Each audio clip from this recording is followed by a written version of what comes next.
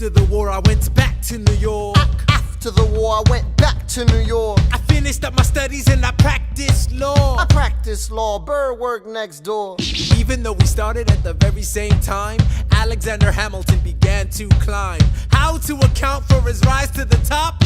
Man, the man is non-stop. Gentlemen of the jury, I'm curious, bear with me. Are you aware that we're making history? This is the first murder trial of our brand new nation, the liberty behind deliberation. I intend to prove beyond the shadow of a doubt with my assistant counsel. Co-counsel Hamilton, sit down. Our client Lemmy Weeks is innocent. Call your first witness. That's all you had to say. Okay, one more thing. Why do you assume you're the smartest in the room?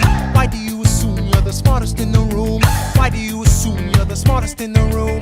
Soon that attitude may be your doom. Why do you write like you're running out of time? Write day and night like you're running out of time. Every day you fight like you're running out of time. Keep on fighting in the meantime. Non-stop. Corruption's such an old song that we can sing along in harmony. You know, where is it stronger than in Albany? This colony's economy's increasingly stalling, and honestly, that's why public service seems to be calling me. I practiced the law, practically perfected it.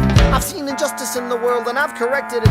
Now for a strong central democracy. If not, then I'll be Socrates throwing verbal rocks at these mediocrities. Hamilton at the Constitutional Convention. I was chosen for the Constitutional Convention. There is a New York junior delegate. Now what I'm gonna say may sound indelicate. Goes and proposes his own form of government. His own plan for a new form of government. Talks for 6 hours, the convention is listless. Bright young man. Yo, who the F is this? Why do you always say what you believe?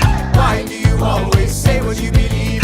Every proclamation guarantees free ammunition for your enemies. Why do you write like it's going out of style? Write day and night like it's going out of style. Every day you fight like it's going out of style. Do what you do. Alexander? Aaron Burr, sir. Well, it's the middle of the night. Can we confer, sir? Is this a legal matter? Yes, and it's important to me. What do you need? Burr, you're a better lawyer than me. Okay. I know I talk too much. I'm abrasive. You're incredible in court. You're succinct, persuasive. My client needs a strong defense. You're the solution. Who's your client? The new U.S. Constitution? No. Hear me out. No way. A series of essays anonymously published defending the document to the public. No one will read it. I disagree. And if it fails? Burr, that's why we need it. The Constitution's a mess. So it needs amendments. It's full of contradictions. So is independence. We have to start somewhere. No, no way. You're making a mistake. Good night. Hey, what are you waiting for? What do you stall for? What? We won the war. What was it all for?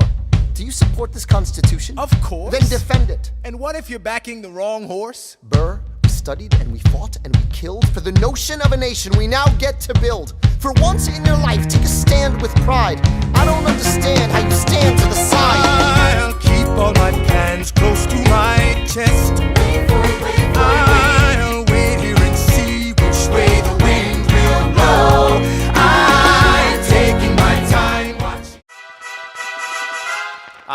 Mr. Secretary. Mr. Burr, sir. Hey, did you hear the news about good old General Mercer? No. You know Claremont Street? Yeah. They renamed it after him. The Mercer legacy is secure. Sure.